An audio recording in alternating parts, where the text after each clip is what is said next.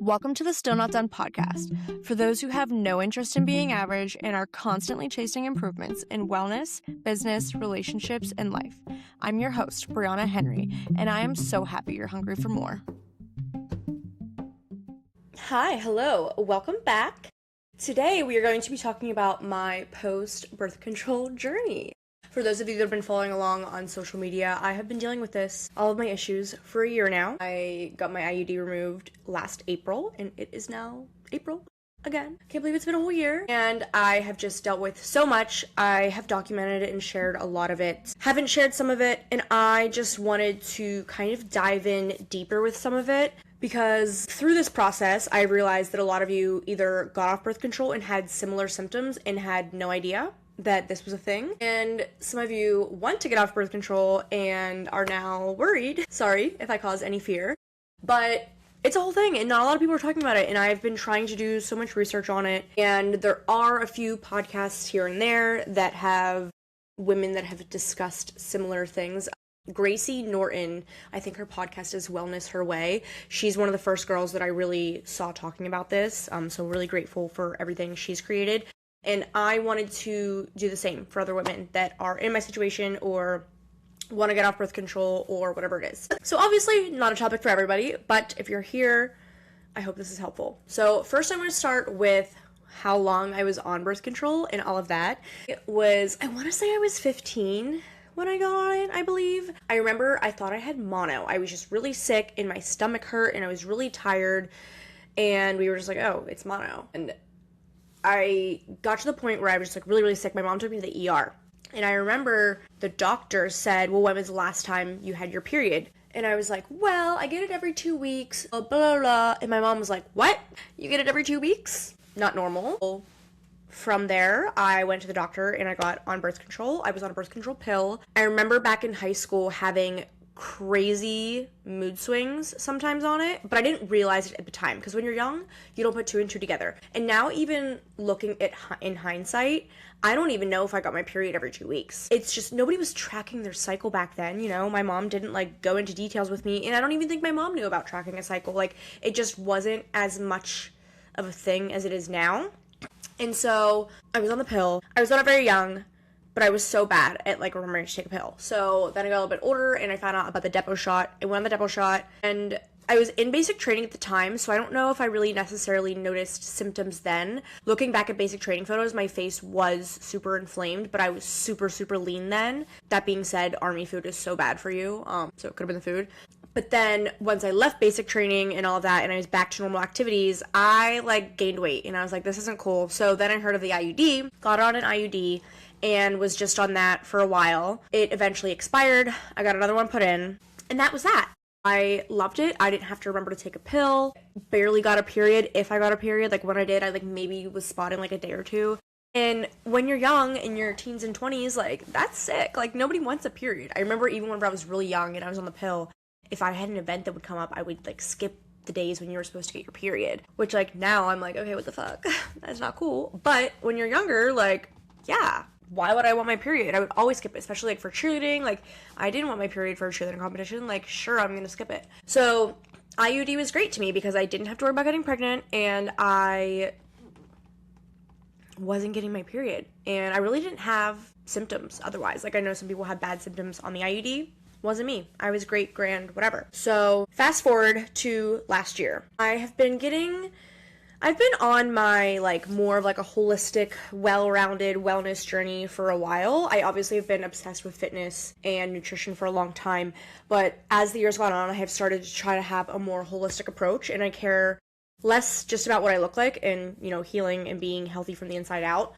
And so I had started to hear a little bit, okay, birth control is probably not good for us. And I was 32 at the time, and I was okay, so my IUD expired. So let me get to that point. So it expired. It actually had been expired. I'm gonna be so real with you guys. I think it was expired for at least a year. I really don't remember when I got it in previously. It was a 3-year IUD, which I'm so mad at myself for even getting, because you can get 5-year ones. But I got it put in whenever I was dating my ex, and I was like, we're gonna get married. I should be having kids by then. I only need a 3-year one. Fucking idiot. So whatever. It was expired. I had a 3-year one, and I was just writing it out because I didn't have health insurance. And I was just waiting, like, wasn't trying to deal with it. I wasn't having any issues, so I was just, like, letting it happen. So then I start dating my now boyfriend, Michael, and I'm 32 years old at this point, and I'm like, you know what? Like, I want to have kids at some point. Not ready yet. I literally just started dating this guy.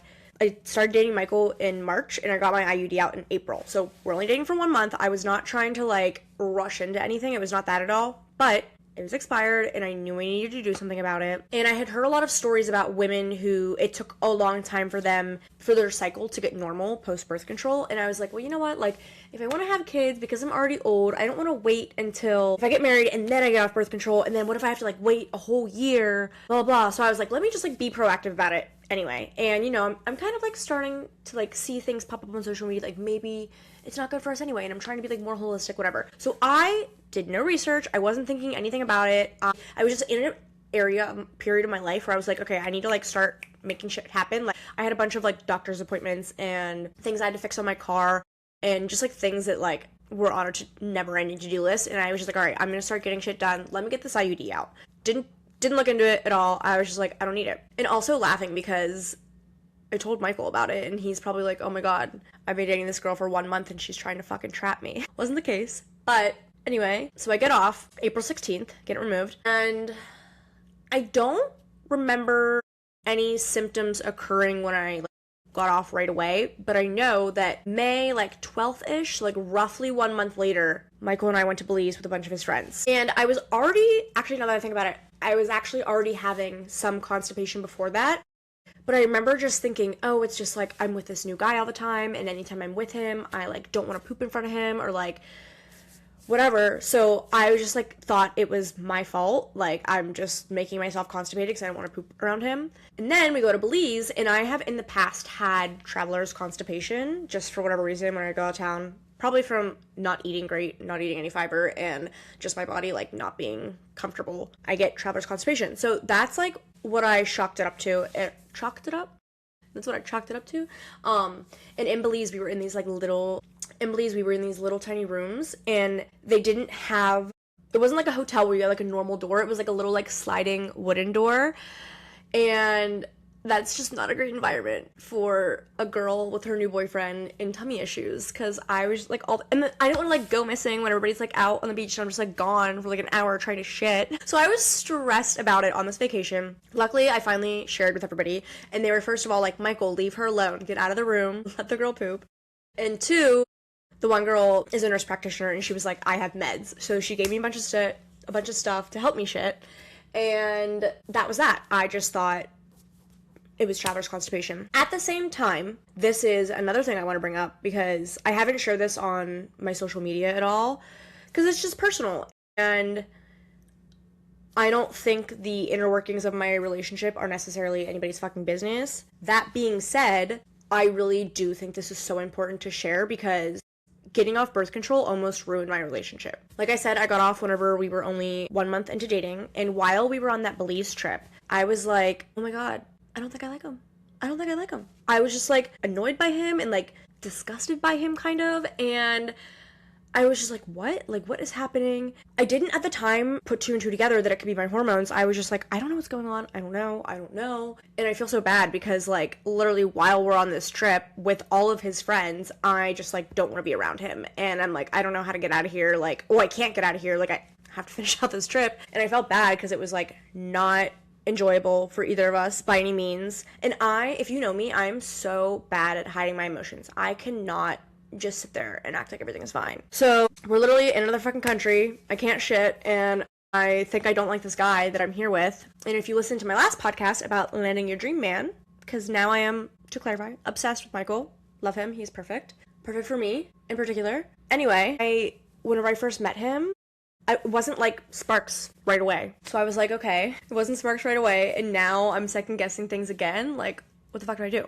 So we get back from Belize. I was supposed to go in May, when Michael drove up to Michigan for the summer. I was supposed to go with him then, and I just didn't know how I felt. I didn't know what to do. We, like, went on a long walk and we talked about things, and I was just like, I don't know how to explain this feeling. I know that I really like all of your qualities, and I know that just 2 weeks ago I was fucking obsessed with you, and I just don't know. Because I don't know, I don't want to break up, but I just don't know what's going on. I'm really confused, and he was like, well, don't come to Michigan if you don't know how you feel. And I was like, yeah, that's probably good advice. He was like, do you want to break up with me, but you just are scared to? And I was like, no, I literally don't know what the fuck's going on. Thank God I was one of those girls that was always sharing about every single dating experience on my close friends on Instagram.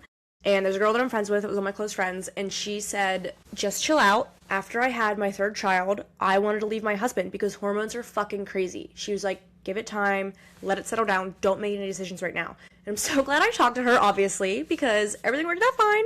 Michael went up to Michigan. I stayed in Fort Lauderdale a little bit longer, which was fine anyway because I had another Waylon photo shoot coming up. So it honestly worked out. I saw him again before I drove up to Michigan at a wedding, and I was like, wait, I'm obsessed with him again. So I have been really wanting to share that because, like, I was gonna leave an amazing guy because my hormones were fucking making me insane. And I just had no idea because, like I said, no one's talking about this. I didn't hear anybody talk about this. So obviously, like, postpartum, depression and, like, whatever goes on with your hormones then. But post-birth control fucks you up too, like, mentally, emotionally. So I was having mood swings but they, like, once again, like, they didn't even present as, like, normal bawling your eyes out one day and then super happy the next day. Like, it wasn't so clear, cut and dry that I could be like, oh my gosh, mood swing, Luckily, one of my best friends, Maria, got off birth control literally 1 month before me, and she was mentioning her mood swings. And so that also kind of helped me tie some things in and be like, oh yeah, maybe this is it.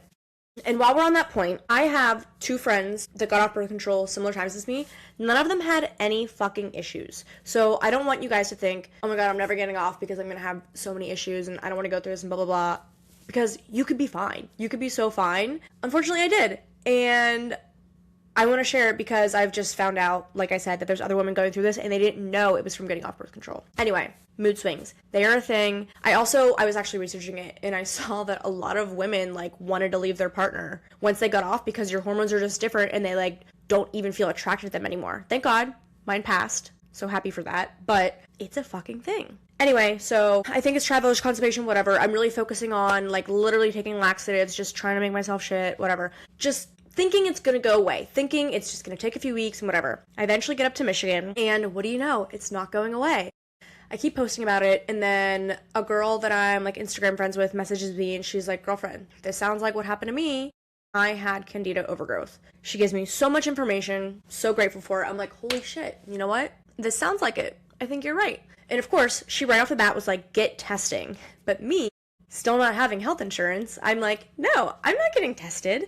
And also, I had just moved to Michigan. I don't know any doctors up there or anything. Not that I really knew doctors in Florida, because I never went to the doctor in Florida, but at least I had a lot of friends in the Florida area that could help me find a doctor and everything. And I was like, I can do this on my own. I can literally research it and do it on my own. And, like, ChatGPT and whatever. I was like, I am not going to the doctor. I'm saving money, whatever. So I started doing a candida protocol.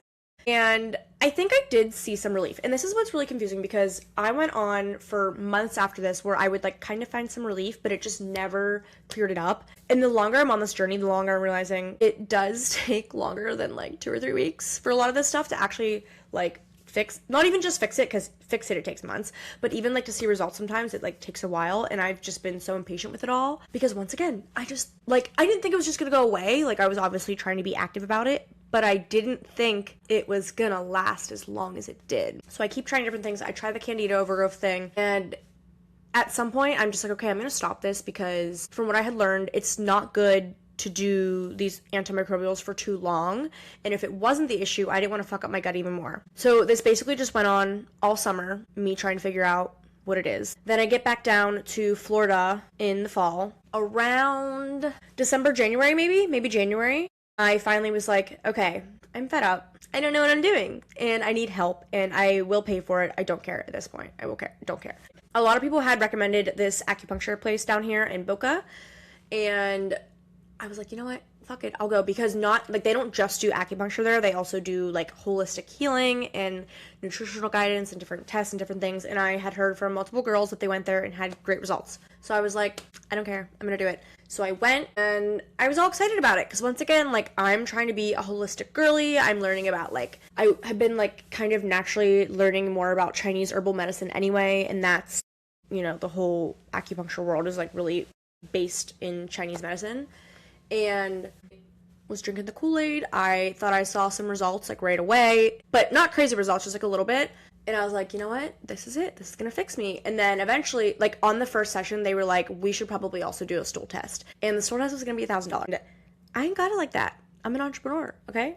I pay myself from Wayland now, but not that much. Business is doing well, but we're buying inventory with it, you know? So $1,000 is a lot of money to anybody, but it was a lot to me.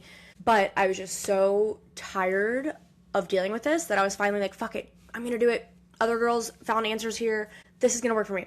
So we do the test, get the results back, and we basically found like a couple things. One, we found that I didn't have any parasites, which was great because everybody's like DMing me like, do a parasite cleanse. And I'm like, well, I'm not doing that to my body unless I have one. So no parasites.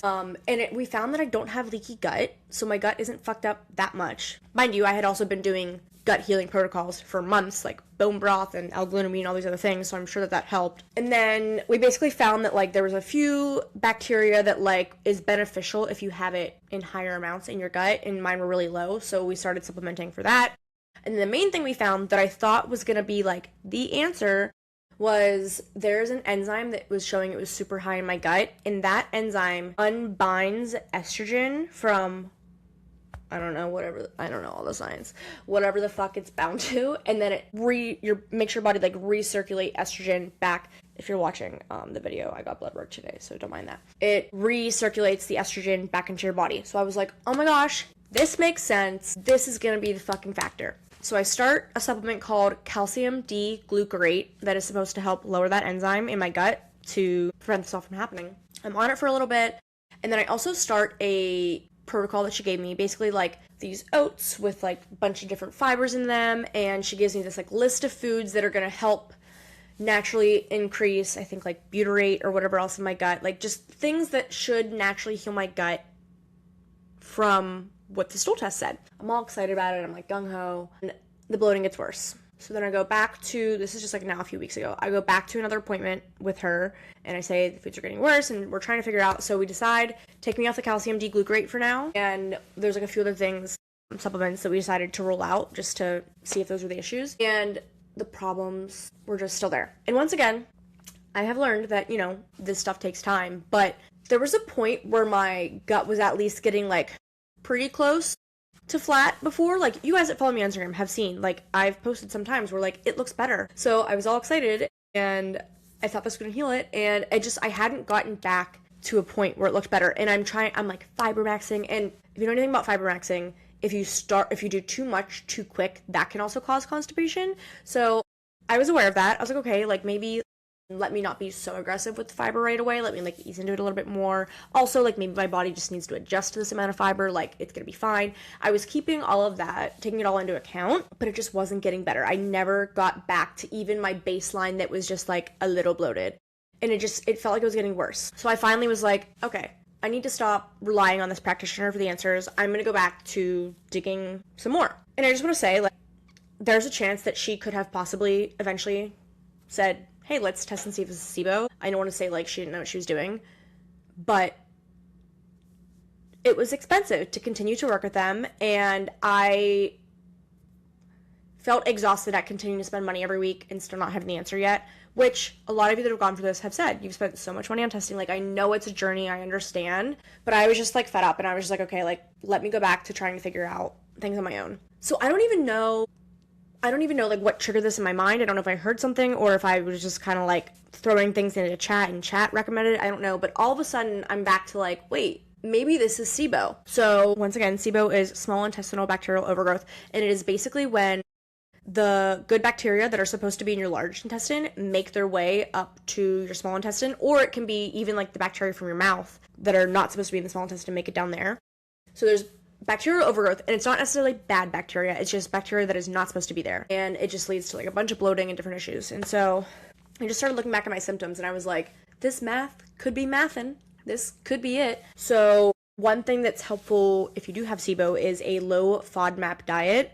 I'm not going to spell out the acronym for FODMAP, but basically there are certain foods that ferment in your gut, and they feed certain bacteria, and that happens to be the bacteria that are in your small intestine and not where they need to be. So if you eat these foods, they're fermenting in your small intestine, and then just like you're feeding them so they get to grow, and it's just making your issues worse. So I am now trying this low FODMAP diet. And then there are also like specific dietary changes if you in particular have SIBO. So I'm trying that. Long story short, it's basically like low carb.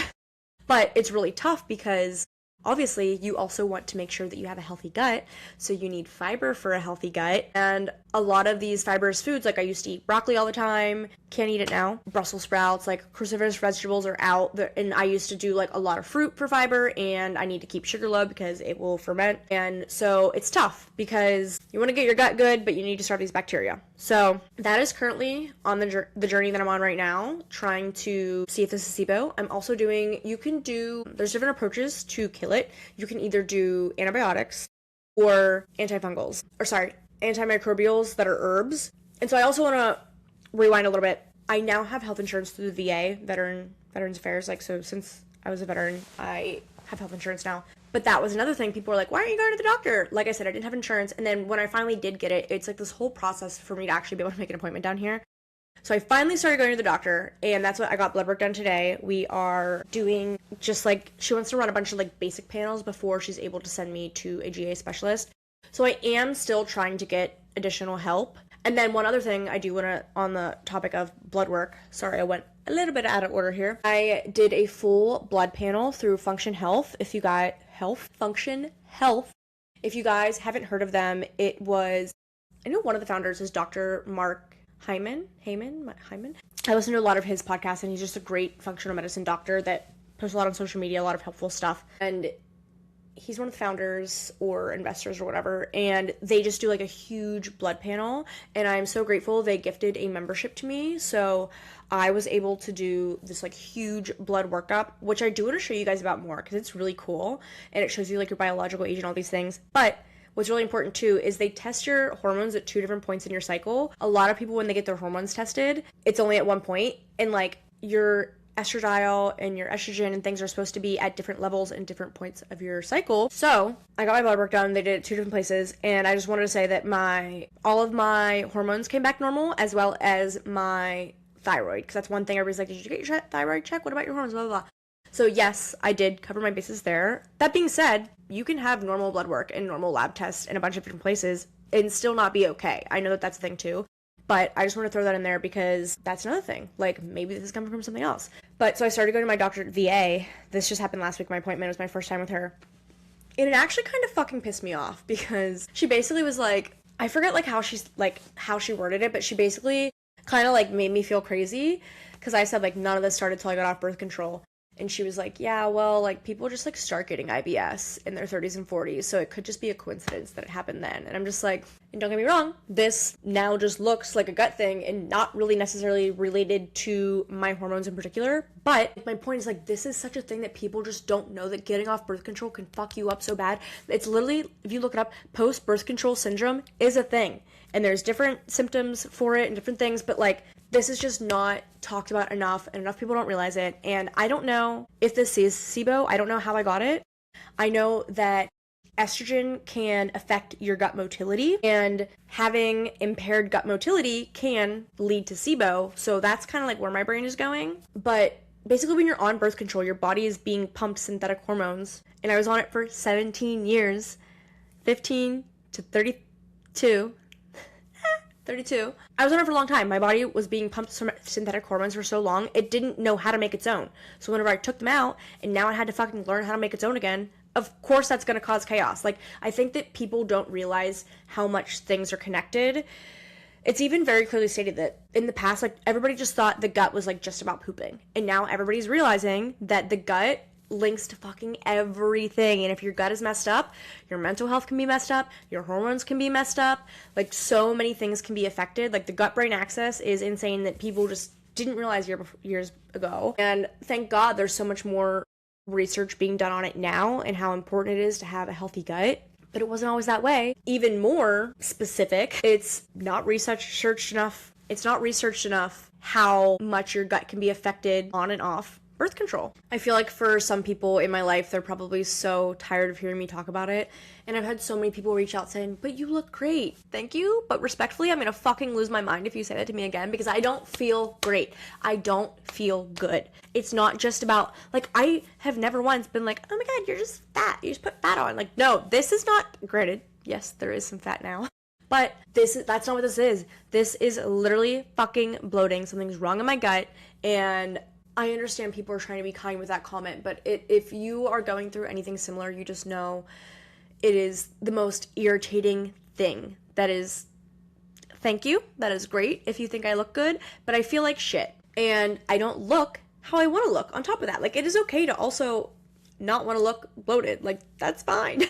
You're allowed to not want to look bloated and, like, heavier. I am the heaviest I've ever been, and I'm really not doing anything that much fucking different. I am actually a little bit less active because all of the research I've been doing is saying that if you stress your body out too much, that it can make it harder to heal whatever's going on in your gut.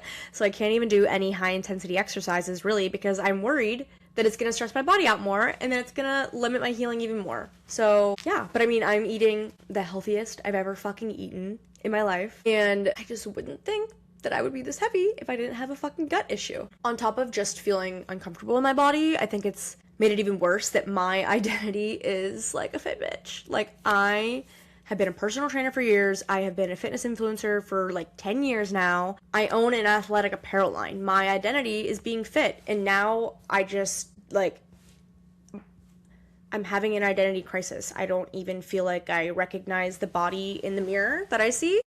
So it's been tough in more ways than one, and I feel bad for Michael. I feel like he's so tired of hearing me talk about it, and he's always sweet about it. He's like, okay. I'm like, I'm gonna try this week. I think it's this. And he's like, okay. But I will be so excited whenever he sees a version of me that is not fucking fixated on fixing my gut all the time, and not afraid to eat everything, and can just have fun again, and not obsess over it. And I know that that is in my future. That is another reason why I feel so called to talk about this, is because I've just realized whether somebody's bloating is from birth control or not, so many women have reached out to me. Like, somebody said, because of what I've been posting, she's finally decided, like, she's gonna keep looking for answers, and she's gonna try and figure it out, because it is not normal to be bloated every day after everything you eat. It's not normal. It's not normal to be inflamed all the time, assuming you're eating whole foods, a healthy diet, and you're exercising. None of this is normal, and we can figure it out. And unfortunately, it's confusing and it's expensive, and a lot of general practitioner doctors aren't really gonna be help. A girl that I've been talking to through all of this told me that her doctor basically put in her charts that she's a hypochondriac, and she's making it up, which is so heartbreaking. And friends that I know that have found solutions said the only way they could is working with a naturopath, and a lot of times different naturopaths and different holistic doctors and healers are not covered by insurance, so it's expensive, and you have to go through multiple rounds of testing to even find out what it is. So this sucks. And for those of you listening, I don't know what you're going through exactly. I don't know what your symptoms are. I don't know what your diagnosis would be, but keep searching for answers, because this is just no way to live, in my opinion. Like, I feel annoying complaining sometimes, because obviously life could be so much worse. I could have so many worse things happening than tummy issues, but when it's happening to you, this is fucking horrible.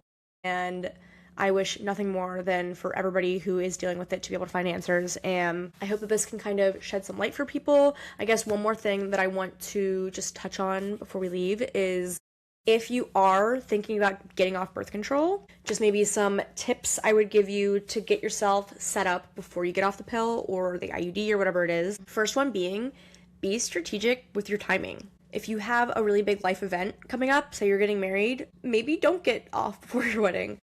I don't know if that's the best advice, but like for me, if I got off like a month before my wedding and then I had this extreme bloating on my wedding day, I would lose my mind. I would actually have a mental breakdown. So I think it's really important, if you can be strategic, to do it. If you are like far out from a wedding and you have time, maybe start now, because it might take time for you to bounce back and get your cycle back. Luckily for me, my cycle bounced back pretty quickly. I feel like I have pretty normal hormones and it's normal time cycle now and all that, but try and be strategic with your timing if you can. And then the next thing would be really take care of your gut health. Like if you're about to get off, I would start like 3 months prior. Really be diligent about your gut health, trying to have a lot of fiber in your diet, trying to make sure your gut motility is good, because motility will probably get fucked up when you get off. So do some research on things that can help with gut motility so that you don't give yourself SIBO. I would try and do a low sugar diet. That way you can help potentially prevent candida overgrowth. I would try and stick to whole foods. Make sure you're taking a multivitamin, because the way that your body is able to uptake and process nutrients and all of that is basically kind of fucked up when you first get off the pill, because your body is once again trying to recalibrate and trying to figure everything out. So you just want to give it as much support as you can. So a multivitamin in particular that has vitamin D2 in it, making sure you're being really gentle with your exercise. Don't try and stress your body out during that time. Lots of water, lots of focusing on motility and fiber in a diverse gut microbiome, and low sugar, and lots of sleep. And most importantly, try not to be too hard on yourself. But once again, hopefully this is not an issue for a lot of people. Some people, my friend got off and like immediately lost 10 pounds. And I was like, you lucky bitch. So you could be totally fine. I just wanted to share any insight that I could possibly have for anybody considering getting off. And I hope this is helpful to somebody, even at the very least, if it makes you feel like you're not alone. We're in this together, praying that we all find answers, because this sucks. Thanks for tuning in, and we'll see you next time.